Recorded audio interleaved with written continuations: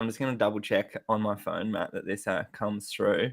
That's But a good idea. I'm psyched for today because what are we talking about? Your crazy Well, roadmap that you put on your story. yeah, no, I did my usual mind map. I'm annoyed I've run out of yellow paper, so I wore a yellow shirt. Because I always do things on yellow paper. It makes me smarter, I'm convinced. But today, I want to talk about the different things that can influence sleep and the different types of sleep disturbances, so that way we can kind of get an idea of what problem we may have with our sleep, and then people can kind of get back to us if we covered their type of sleep issues and pain issues. And so all that ability to switch off, stop, rest, recover, regenerate and repair, it's also essentially linked to the ability to sleep and switch off and get out of survive mode into thrive mode. So which is a lot of actually what we're going to talk about, because a lot of the time, I mean, you can only really be in one or the other. You're either in survive mode or thrive mode. You can't do both at once. So, and survival for some crazy reason takes priority. So if you get any sort of trigger that triggers a survival response, it's saying, well, you know, you may as well stop shagging, sleeping, eating, detoxing, and enjoying all the other stuff that might help you live a longer life, because we just got to get through today or tonight. Yeah, hell yeah. Well, I can see a couple of people are starting to come in now. So any of you guys that are, you know, listening and watching, can you guys just drop us a comment in the chat as well, and just let us know that this stream's all good, because it's a new software we're playing around. As you can see, like all the cool branding that Daz has done for us as well with the X Trails here. But yeah, as Matt was just touching on, we're going to be going into, you know, the products that we're interested in doing, and here we go. And questions, can they ask questions in that too, or tell us stuff, because it's kind of cool. Yeah, so there's the first comment. Flames. So Hey, you're looking good today. Looks great is the next one that's come in. So sweet, guys. I'm just going to pop these comments up as they're coming through. So at any stage throughout this, if you guys have got some you know, some questions for Matt or myself, just drop them in here, and then I'll just let Matt know. But other than that, Matt's going to get stuck into it with the whole vision behind this first product, and I'm pumped for it because it's something that I want. So that's the main thing, is because we want it, we're going to create it. But we also want feedback from you guys if that's something that you guys are keen to get put into place. But I know for one, I want better recovery, I want less pain, and I want better sleep. Yeah. Well, man, I tell you what, this is one of the first generation. Was that? Oh, nice. Yeah, we got it's one of the first generations where we've had all these people going to gyms and stuff, and we've got lots of weekend warriors, everyday athletes and stuff. And as we're aging, you know, we're actually getting. Oh, this is gonna. Do you hear that bling bling bling? Is that going to keep happening? I'll see if I can turn the. No, I think that's mine. I have no idea how to do it, so we just have to ignore it. Every time that happens, I'm going to actually do a little magic wand, and then you'll think I'm fair, just to keep it fun. But yeah, what I was basically saying is that there's a lot of us actually that are now just trying to maintain, not necessarily win the Olympics or that sort of stuff. We have our own goals and our personal bests, and we have a commitment and a dedication to wanting to be consistent with our plans. And what really sucks, man, is as we age, or as we, you know, just get inflammatory stuff or stressed and that, we have all that, you know, mental aspects and that sacrifice and that commitment and that desire to turn up every day and do these things. But all of a sudden we start to hurt, you know, and we start to get a bit of pain and that sort of stuff. Now, when I mentioned before, the body split between, you know, survival mechanisms and thrive. When you're in survival is what we call catabolic, meaning that it breaks down whatever resources you have to liberate fuel to get you going, just to get you through the immediate stress. It actually stimulates like inflammatory responses, so just in case of injury. It changes the way your liver works so that you can handle poisons and venoms. When we've got ongoing stress, when we've got pain and inflammation and all those sort of things, the body thinks that we're doing that. The body thinks that we're actually doing a little survival response. The body thinks that we are actually trying to live through the day, and there is no time for thrive. And so basically switches off all of the sleep, mode, recovery mode, switches off all of your gonadal hormones or sexy hormones, to make sure there's space for other hormones like cortisol that help with a survival response. So basically the whole body's priorities change. And when you realize that, we kind of designed to handle life-threatening stress, like getting attacked by stuff, and when we're asleep, possibly getting bitten and poisoned and venoms and all that sort of stuff. So when we're asleep at night, any trigger that may come from the liver, the immune system, the inflammation, the gut, or any of that stuff is actually capable of triggering a survival response. And during a survival response, sleeping is not beneficial. And neither is sleeping to build muscle or sleeping to build hormones or sleeping to detoxify your old hormones or chemicals from the day. So all of that changes. So next thing you know, your body might get the slightest trigger from some pain or some lactic acid that you've built up and can't get rid of, or your electrolytes might be out, or you might be totally dehydrated or something like that. And that is enough to trigger a survival response that will either wake you up or kind of stop you from going into a deep sleep, because if you're not, punching and running, you should probably at least be hiding. So it keeps you into that really light sleep where you wake up all the time. Shift working, like being a mum or a dad and that sort of stuff, you become the same profile as a shift worker where there's no difference between day or night, so you just basically buggered all the time. Yeah, so it's important for people to realize there's all of these different causes of insomnia, like brain chemistry stuff or nervous system stuff or central nervous system pain signal, all that sort of stuff. But at the end of the day, they all share, common links, which is the activation of the immune system and the activation of the inflammatory pathways that are linked in with most of these triggers. And that seems to be the most potent way to stimulate the nervous system. They even do it in studies now. They get immune cytokines like interleukin-6 and that sort of stuff, and they hit nerves with it, and then the nerves fire up and they can trigger anxiety or insomnia with that alone. Well, just for the listeners as well, explain that interleukin-6 a little bit more for us, because a lot of people would have no idea what it is.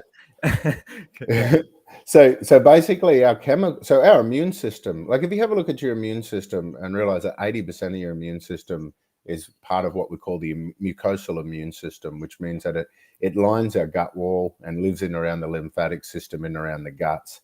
You'll hear a lot of words in the future like GALT and MALT, which is the gut-associated lymphoid tissue or mucosal-associated lymphoid tissue, which is where a lot of this immune activation is occurring. And it's basically your first line of defense. So regardless, our immune seesaw is, our immune system, is often described like a seesaw because you have two different parts of it. The body's often split 50-50.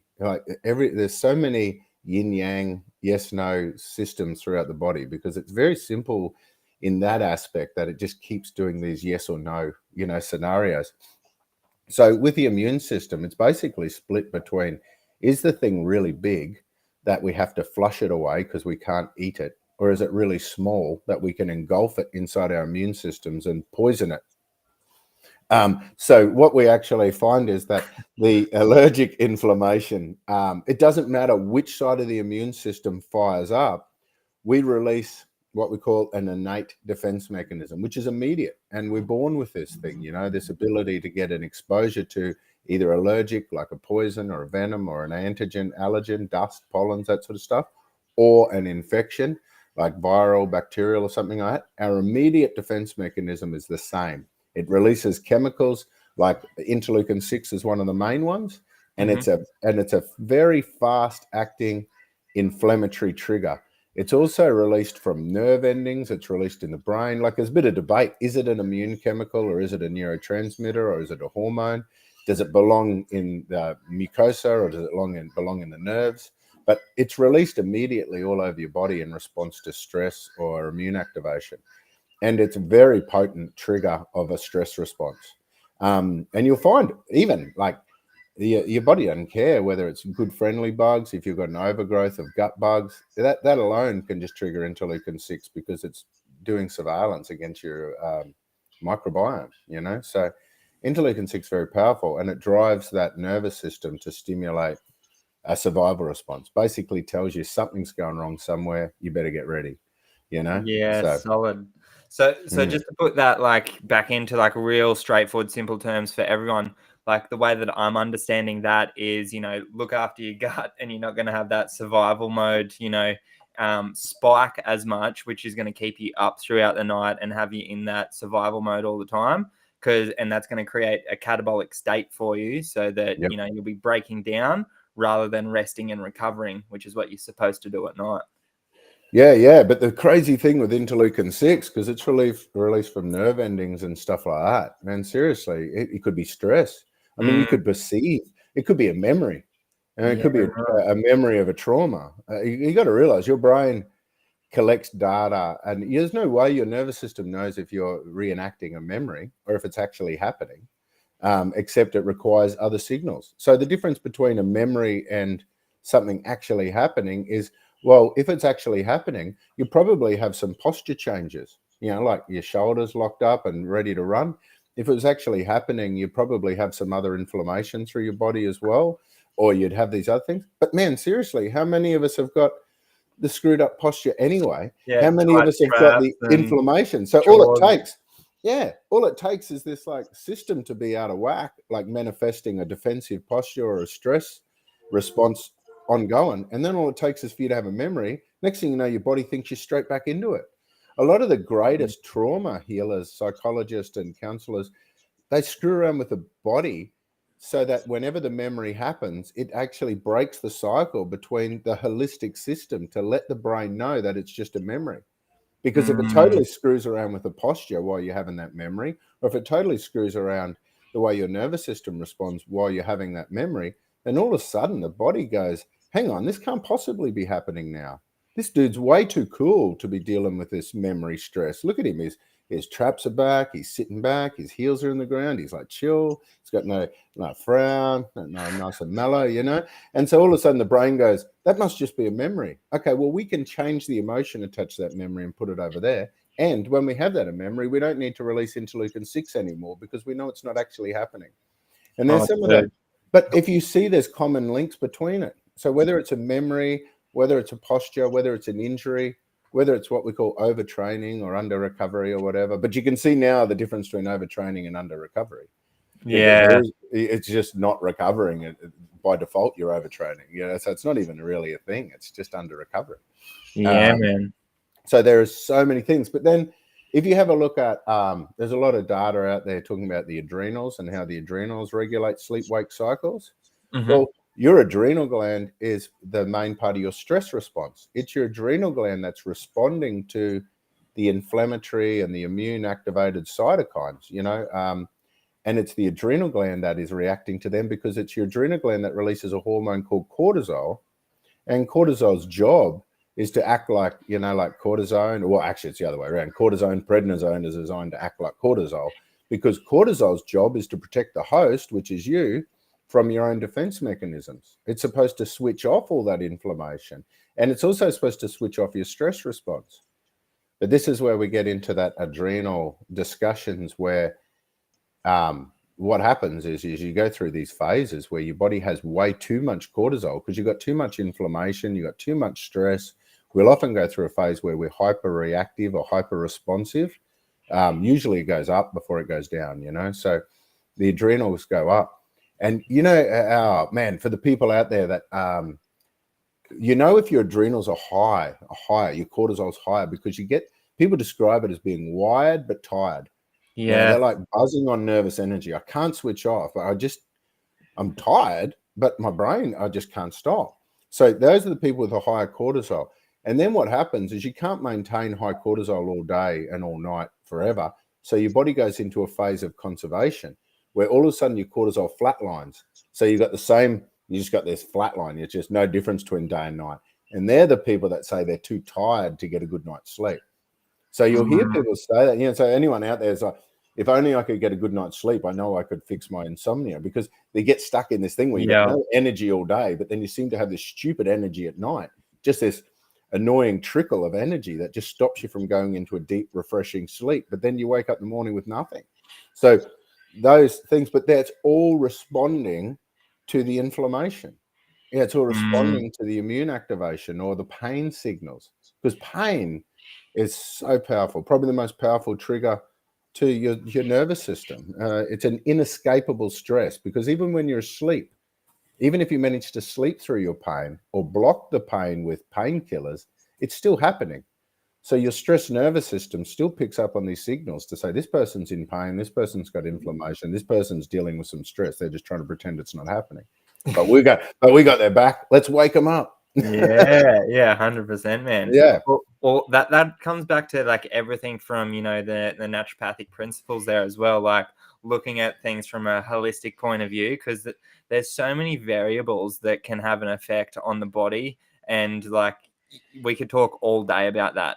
And that's why I know I'm a fan of products, because a lot of the time there's heaps of tools that we can do every single day, which we'll share in on these lives and in the groups, like going back to, you know, dealing with your trauma and the language that we're using, the environment we're in. But a lot of us do just want a product. What's going to help us out to get that result now, and then also work on it as well. Like that's what we're providing here, eh? So do you want to get into a little bit about this first product, you know, and what it's going to actually do in regards to stress responses and recovery?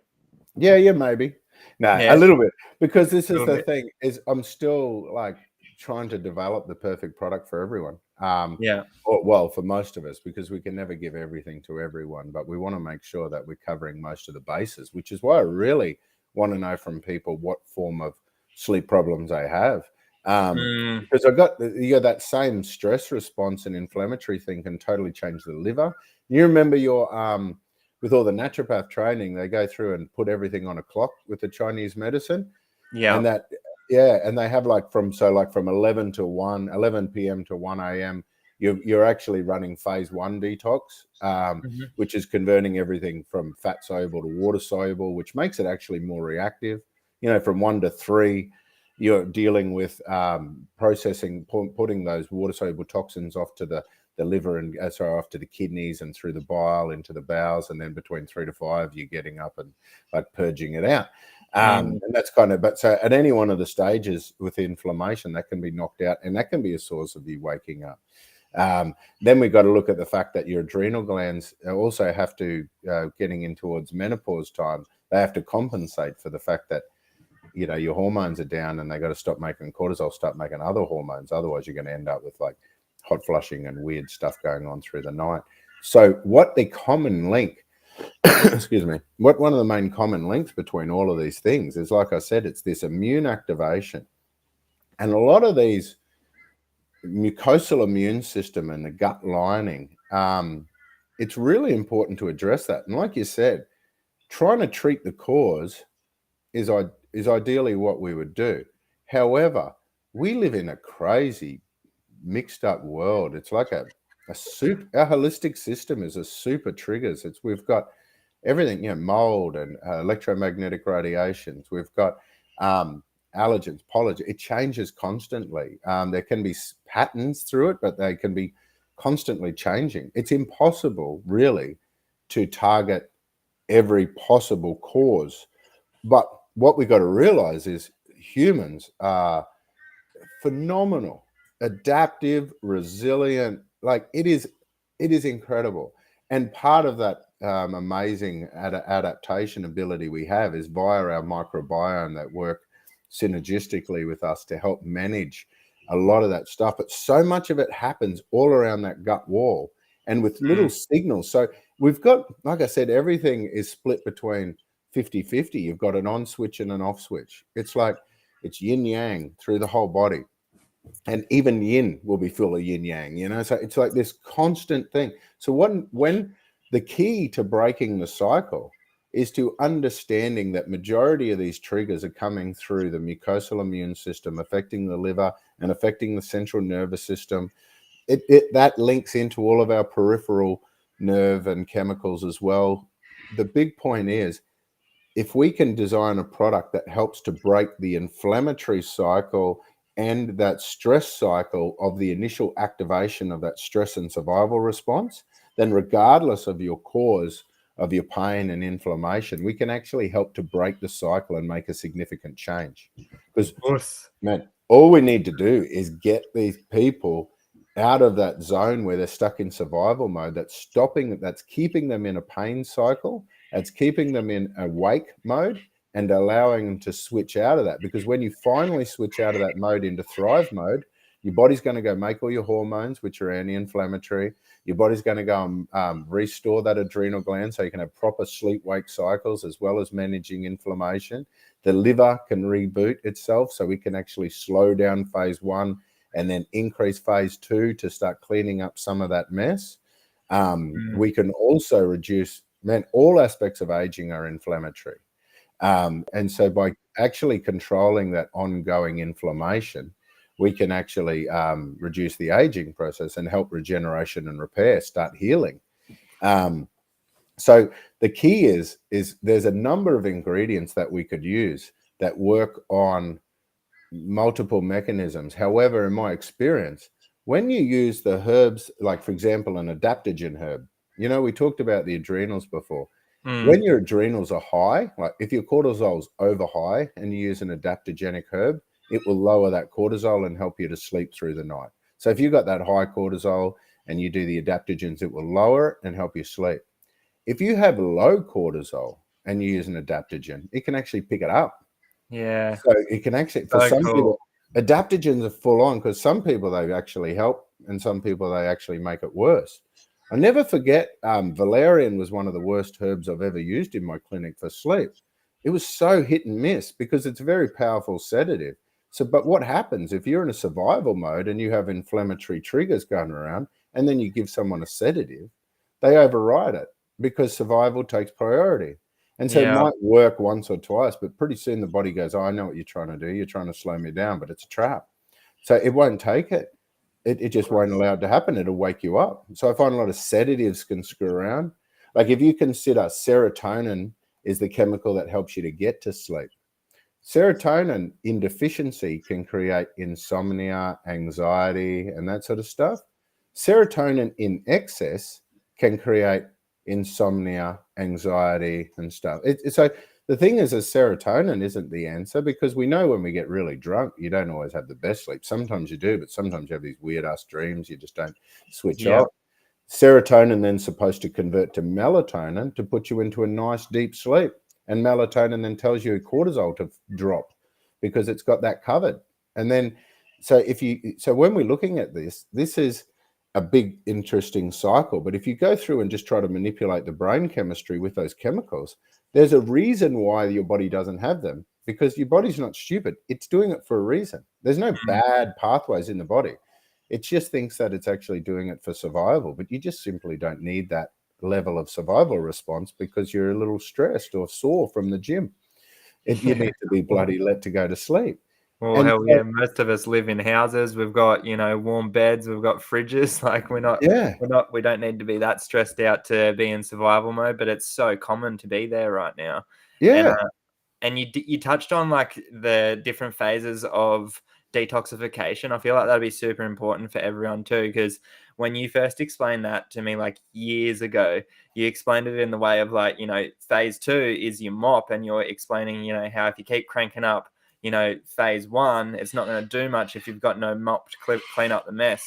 Yeah, that's a great analogy. If you spill food on the floor, if you spill food on the floor, it's not going to get a clean floor. Yeah, exactly. And I mean, and that's designed as part of one of those survival responses to deal with poison and venom, snake bites and spider bites and all that sort of stuff. Because if you do get a poison or a venom, the first thing the liver tries to do is convert it into a water-soluble form.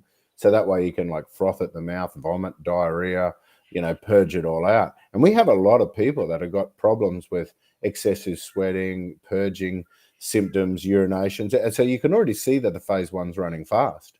The way to speed up phase 1 is very interesting. The way to speed up phase 1, the most effective ways to speed up phase 1 pathways is through stress, toxic exposure, and immune activation.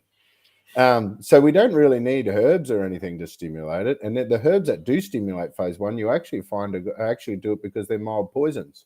And they'll stimulate the phase 1 because they actually treat that herb as a poison. Things like resveratrols and that sort of stuff. They're classics for that. They're little poisons that are found in the skin, so they actually stimulate detox that way. However, phase 2, the only way to stimulate phase 2 is by supplying the cofactors need for conjugation, which conjugation basically means we're going to attach something to it to make it too big. We attach a brick to it so it can't come back in, or we'll mop it up, soak it up and get rid of the bloody thing, So phase 2, that's run on B vitamins, it's run on amino acids, mainly amino acids, proteins and B vitamins, which is why the old cleansing by actually avoiding all protein was one of the worst things.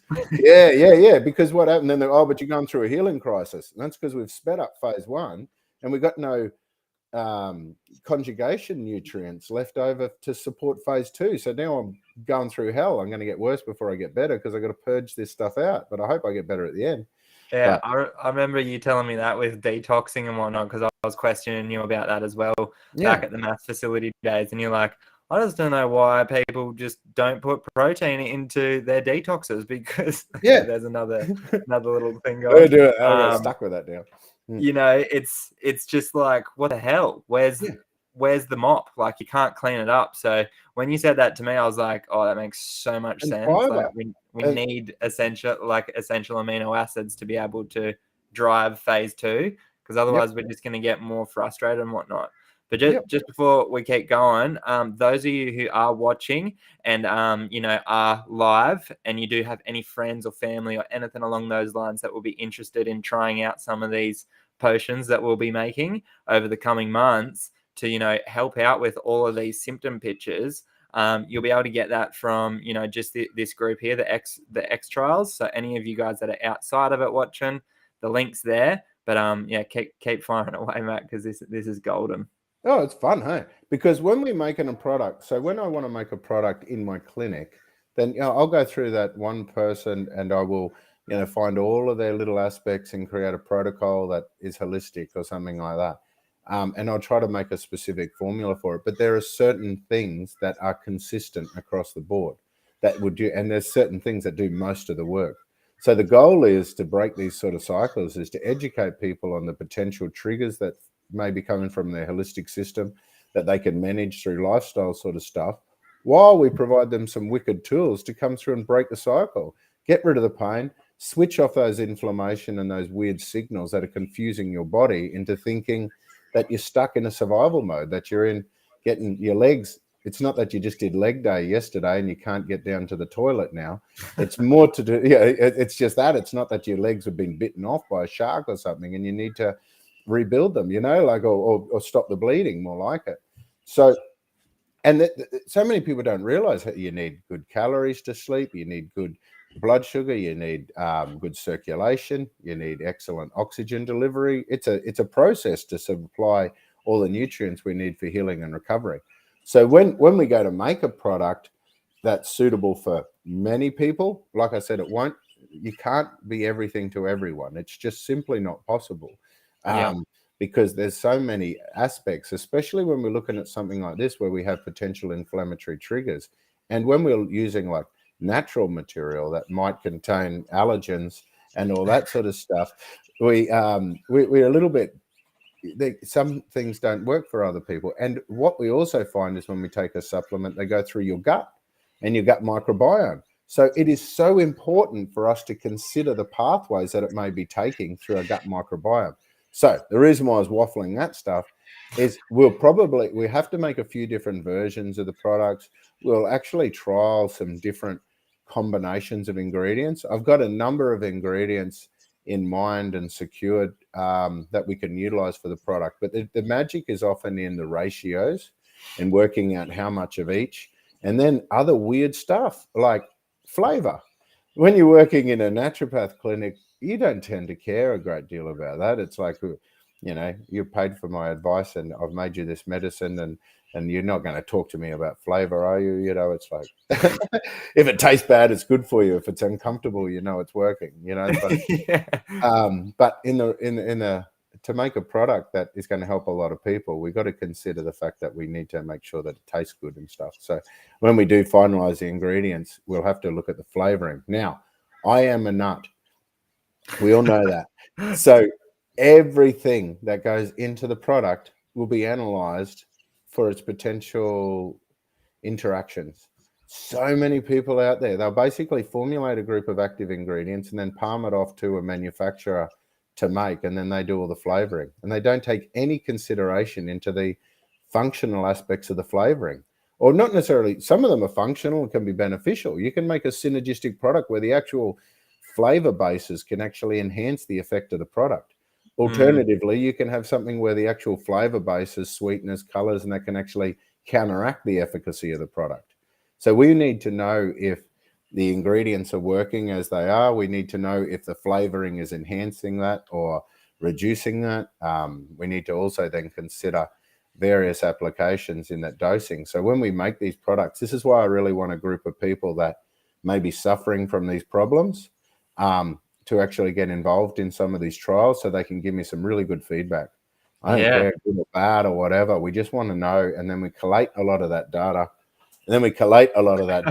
And then we'll make sure we make the best product that helps the most people. We work out how many flavors to make, and which ones are good or which ones are bad. But make sure this thing bloody works. Yeah. Hell yeah. So we want it. Yeah, we want it. And that all comes back to, like, with the flavoring side of things, it comes back to, that's a part of the consistency model to it too, right? Like, if it doesn't taste good and people aren't going to have it, like, they're not going to consume it, then it's not going to bloody work, is it? No, not at all. Not at all. And the cool thing is there's so many actual ways of, especially the microbiome, because people got to realize there's a massive influence of your choice of sweetener, your choice of polyphenols and fiber and that sort of stuff that go into this base, this flavor base, can totally change how your microbiome decides where to send those nutrients. And what's the polyphenol, just for those that don't know what a polyphenol is? Oh, well, polyphenols are typically, they're found in the peels and the outside the roots and the skins. They're one of the magic things about natural medicine that are found in most plant-based materials. So, and what they do is they're often used to protect the plant from infection or protect the plant from oxidative stress from the sun and the environment and that sort of stuff. And these polyphenols, when they come into us, we don't necessarily absorb them as the same as they are in the plants, but they directly interact with our microbiome, and they can kill off the bad bugs, support the good bugs, and support antioxidant pathways and everything. So, like, if you have a look at that brain chemistry, for example, we talked about before, 80% of the serotonin that's in our brain. So serotonin is made from an amino acid called tryptophan. We eat tryptophan in our foods. Our microbiome get to the tryptophan first, and they convert a certain percentage of it through to serotonin, and then that serotonin goes up to our brain, and we make bugger all serotonin in our brain. Convert to melatonin for us to sleep. Yeah, well, 80% of our serotonin in our brain that gets our sleep onset comes from our guts. And so if our gut microbiome's wrong, it actually hijacks the tryptophan. You know what it does to it? It's kind of really cool pathway. So it takes it down this pathway called kynuric acid pathway. And that kynuric acid is used to actually make vitamins. So if the microbiome is deficient in certain B vitamins, it will steal your tryptophan out of your food and convert it down a pathway to give it energy. And in the process, it can actually grow, thrive, trigger more inflammation, and deplete your brain of serotonin. That very simple pathway for years has been managed by supplementing with serotonin or 5-HTP to bypass the tryptophan issues. But it's not treating the cause, but it does temporarily work, So when we go through and realize that our interactions with our microbiome, and it's crazy, like kynurenine, and I never know how to say it, but kynurenine and acid, but it's actually found naturally in a lot of foods, a lot of flavoring foods, like honey, for example. And so you can actually use these things to actually compensate for that pathway and have a synergistic action through your actual active ingredients just by your choice of flavoring. And then the fiber, we can use prebiotic fiber, or we can use fiber that actually has more of a modifying effect and that sort of stuff. Then we can even go through and take it to the next level where we can actually make functional flavor bases. That's so sick. Oh man, because that's actually, I reckon, is like a really cool thing, because not many people even consider that their flavor base has any effect, positive or negative. I just think they're just totally separate things. Most manufacturing places, they're totally separate. They'll have a flavor team that doesn't even talk to the formulating team. Like it's like, we do flavors, don't mess with our art, That's a spin out right there. And like when I started learning about polyphenols myself as well, like I wanted to, looking at that with adjusting your microbiome from it, I think it'd be really cool to try out some different types of intermittent fasting along with products like this that would, kill off your bad gut bacteria, quote unquote. And then, cultivating more of the good stuff that's going to help you, have those off switches, produce more energy from the food that you consume. Do you want to touch on that for a little bit with like how, the calorie yield or the ATP yield that you get out of food from your different microbiome? Because I feel like that's mind blowing to me. Oh man, for me, it's mind blowing too. And got to remember, we mentioned earlier how important it is for us to maintain consistent blood sugar levels and fuel so we're capable of sleeping. One of the major reasons why people can't sleep, especially when they're training and dieting, and that is they're just simple low blood sugar, and the body doesn't know how to manage that. So our microbiome, not only does it help to manage our calorie burn and calorie yield from our food, but it actually can be a source of fuel for when we need it, when we're really low. So we've got, our gut wall, I think, is about 400 square meter surface area, which is the size of a tennis court. It's covered by bugs, like 10 times as many bugs cover that wall as there are whole cells of our whole body. We have, I think it's 15,000 times the amount of genetic material that's actually found in our microbiome compared to our whole body. There's a If it wasn't for our microbiome, we would have a smaller genome than a carrot. It is crazy. And so that has such a massive effect. Now, of all of that, there's what they reckon 150,000 species or something. But I was talking to the guys at Microba. I did a tour at Microba recently, and they were telling me they're discovering new bugs every day in poo. So there is so much going on. We don't, even when you have a poo, 20% of the dry matter of your poop, if you were to wring the water out of it, 20% of the dry matter of your poo is actually dead bugs that we can't hold. We're overflowing constantly. Most of us have too many. So of that, 80 to 90% of them, bugs, is split between two kinds, back to a 50-50 again. So 80 to 90% of it is split between bacteroidetes and firmicutes. And it's easy to remember which one gives you the calorie yield, because firmicutes don't make you firm and cute. They actually increase calorie yield to not make you firm and cute. I love that. Baby fat. We'll call them the fat and uglies instead. But so the firmicutes can actually increase your calorie yield by about 20%. And the most common firmicutes we know of is lactobacillus. And the lactobacillus is found in dairy, and it's actually designed for baby cows to grow. And then they stop drinking it. But it's designed for our babies. We have it when we have breast milk and all that sort of stuff. It's designed to stimulate growth, fast growth. So it's also good for bodybuilders and that. They want to get an increased calorie yield and they want to bulk up. You can actually get a microbiome dominated with firmicutes, and you'll actually get a more of a calorie yield. The offset with it, though, is they can contribute to inflammation and insulin resistance, which is the bad side if you're not managing your diet and exercise properly. Well, that's what I noticed with the bodybuilding prepping space as well, like, because I was coaching quite a lot of people there for a while, was, you'd get that makeup there, and then, post comp, if they didn't stick to, their plan afterwards, they blow the hell out because they're getting all this extra, AT or calorie yield from their food. So you're actually getting more calories in than what you think you're eating, and you're already overeating. So it was like a double on effect. Oh, well, consider this. When you're building your before photo, so before you go into your shredding phase and you're making your before photo, remember there's 10 times as many of them as there are of you. So you're building and bulking. You're making new tissue. So are they. Excuse me. So when you're getting big, your microbiome's getting bigger. Now, they're designed to live through feast and famine, fruit season and stuff like that disappears. They can live and lie dormant for up to 9 months. So you can imagine someone doing a fat loss campaign, like a 12-week program or something like that, whether you're a competitive athlete or just your average person. Most of us will actually find an easy way to cut calories by cutting out the carbs. So we make our protein adequate. We know that a healthy range of fats, around 30% of good fats. So that way those calories are kind of worked out. So it's easier just to take out some of the high energy carbs to get that calorie deficit. Now, in doing so, the gut bugs suddenly start starving off, but they don't die because they know fruit season always ends, but it comes back. So what they do is they quickly shoot off a whole heap of spores and eggs, and then they lay dormant waiting for fruit season to come back, or that cheat meal because you've done that sacrifice that week. And then what happens, and you'll see it, these people say, oh, if I sacrifice all the time and I don't eat anything, I can stay lean. But as soon as I eat something, I'm like I'm pregnant.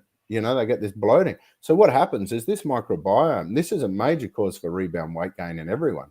Because if you cut your carbs to create the calorie deficit, without affecting your microbiome, without doing your microbiome, then what actually happens is all of those bugs come back as soon as you have the carbs, plus all of their eggs and everything hatch, and you actually disturb your microbiome and create a larger population of firmicutes. Now, in nature, the way the body would, the way nature would stop that from happening is whenever you have carbs that are whole foods and unprocessed and not very refined, they are full of polyphenols. And polyphenols have color. They have that astringency, that tannin in the mouth. They usually have a bitter flavor. So a lot of the foods, they've kind of got rid of them. You've even seen the products they make, high fiber products that are still white, and that sort of stuff. It's just, you can get the green seedless grapes. The foods have changed so much that we have such a deficiency in polyphenols. However, when you're doing that fat loss campaign and cutting those carbs, they're starving. The little bugs are hungry. And they're telling you to eat their favorite carbs, which is why they tell you to eat my favorite ones. I love a good bit of sugar. I love lactose. So they're telling you, go and have all that sort of stuff. We're craving that. You better feed us or we're going to die. That's when you give them the poison. And the poisons are the polyphenols. Yeah. And then you kill them off. So while you're starving them, poison them as well. And you drop the load. And then when you go back to doing your reverse dieting, or when you're getting back to being a normal human. When you've finished your campaign and you've done your after photo shoot, and you don't want to blow fully out, the key is change that microbiome, and it will actually change your metabolism based on it. And if you consider that you've got to make space for the good ones to grow, you always got that analogy of the lawn is amazing, because that's what our microbiome, I imagine it would be like, so we get all these good different bugs, but if you've got a fully established weed growing through your gut, you got to get rid of that, because you can't plant other seeds, and you can't do that. So things like Akkermansia, I can't wait for the future of gut health once we get products like Akkermansia available as supplements. That's another thing I'm working on, because that would be amazing. Akkermansia is a strain of bacteria that lives mainly in your mouth and that sort of stuff through your respiratory tract. It actually feeds on the carbon that we get from burning fat and the carbon we get from panting during exercising. And it stimulates, it stimulates a whole heap of processes through your body to actually be better at endurance exercise and wanting to go and do more exercise to make more carbon to feed this bug. I'll have some of that for certain. It loves ketones. It's one of its favorite foods are ketones. So when you're in that fat burning thing, this stuff's going, you little ripper, make more of those for me. I won't let you get ketoacidosis. I'll thrive on this stuff. It's like that ketoacidosis, talking about that when you have got it, eh? And the keto breath and stuff. And this little Akkermansia lives in the mouth and just goes, I'll take that bad breath off you. I love it. And then the Akkermansia goes and gives you a heap of energy. And it occupies the sites to stop other things from coming in that might actually tell you to conserve energy, like the firmicutes. How cool. So cool. So cool. So that all of that affects sleep. But the crazy link between all of them is that interleukin 6, the immune activation, that nervous system activation, that survival thing. So whether it's electromagnetic radiation, mold, plastic, fertilizer, pesticides, all this sort of stuff, you know, whether it's pain, inflammation, overtraining, under recovery, all that sort of thing. It shares a common pathway of how it triggers pain, how it damages our system, and how it stops us from sleeping and recovering. And that's where I'm excited, because we've discovered that link. So now that we've discovered that missing link, we can really focus on which tools we can use for it. And then all we got to do is have a bit of trial to see which tools we like and what the best ratio is for our whole crew. And that's why I hate doing market research on those people that don't have any of the problems, because it's irrelevant. Yeah. You know what I mean? It's I really like people to say, yeah, I actually do have these things going on. I'm not sleeping really well. I have some pain. I get stiff and sore easy. My immune system's all over the shop, or I suspect liver, or maybe hormone. I want these people to say that I'm just not recovering, and these are my symptom pictures. I might actually give some forms out for everyone to fill in with their symptom pictures, so we can collect the different types of data, that the different types of symptoms that people have, and then we can make a product and see if we can get the ones that are up, down, and the ones that are down, up, and see if we can get everyone to meet it. For everyone, because it should be possible. And like we're saying, we want it because we've got these problems, because you're very old, Ty, and stuff, so you're probably going to be struggling, unlike people like me, finely tuned athletes and young. But forgot what I was talking about. I just got caught up seducing myself. So no, the key is we can go through and break these cycles, and you'll spin out with how many things fix, because half of it's all patterns. And if you have a look between the survival mode and the thrive mode, the survive mode does so many weird things. Like, it does all the catabolic breakdown, but it also preserves fat and fluid in stupid spots. It does trigger that inflammation and make the blood go sticky and everything, but it also helps, far vision, so you can find the horizon and the exit, but it switches off short vision and attention to detail. It enhances long-term memory, gut instincts, and intuition, but it shuts down short-term memory, focus, and that sort of stuff, so it can really hamper performance and work and all that sort of stuff. It's so many functions. I mean, survival response is good for most things other than shagging and sex, so it can influence so it can really damage your sexual prowess and performance, and screw around with your hormones, and that creates a vicious cycle in itself of stress and that sort of stuff. So once you break the cycle and allow the balance between the thrive modes and survive modes, it's an absolute mind-blowing experience to see how many other major defective systems or diagnoses of things that you've had just disappear, and how weird things change, like memory, vision, motivation, drive, moods, as well as the obvious pain, but then also metabolism, recovery, your ability to build muscle, burn fat, all of that sort of stuff is all so linked into this basic need to have balance between recovery and survival. So hell yeah. And like, that's what we've created the X trials for. So those of you who are watching now or are on the replay, like, just jump into this group, because I'm going to make up some forms, just as you said. We'll start collecting some data. Any of you guys that are interested in trying out any of the potions, the powders that Matt comes up with and wants to create, and gets like the good raw materials for it, test it out, and then give us direct feedback. Like, you guys are going to be a part of creating epic products that actually work for, problems that we really have. So that's the whole focus for the X trials, hey? Yeah. It's fun, huh? Yeah, bloody oath. All right, well, we'll wrap that up there for the week, Matt. And we'll jump into the group again for another live next week. And we'll chuck some stuff in there in between. So on this, man. Really excited. And, man, I'll tell you what, I know you guys asked me to get my Facebook stuff back. I'm really bad at technology stuff and working out how to do it. So if anyone out there, just share the stuff in amongst your friends, and because I don't know how to find everyone again. It's very different now. Well, with that group, that's what it's there for as well. So we'll be able to pull everyone into that group, into a communal area from my people and your people and everyone else's people, so that we get a holistic view. So it'll be really cool. Yeah, man, I'm fired up. Sweet. All right, Matt. Cheers. Thanks heaps for that. And Yeah. I'll talk to you soon. All right.